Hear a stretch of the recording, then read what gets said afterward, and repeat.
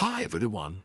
Today we are going to talk about something that confuses a lot of German learners, the accusative case or accusative case.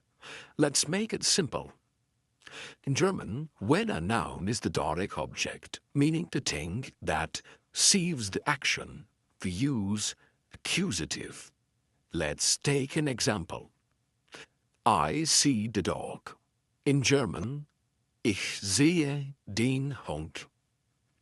Here, den Hund is in the accusative. Why?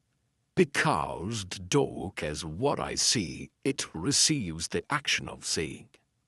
Now, here's the key. In the accusative case, only the masculine article changes. Let's compare. Der Mann. Ich sehe den Mann. Die Frau. Ich sehe die Frau. Das Kind. Ich sehe das Kind. Die Bücher. Ich sehe die Bücher. See, only there becomes then. And don't worry, this gets easier with practice.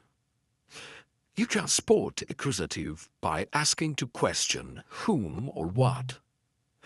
For example, was sehe ich den Hund? So, next time you speak German, just remember, if the noun is receiving the action, accusative. Keep it simple, keep practicing.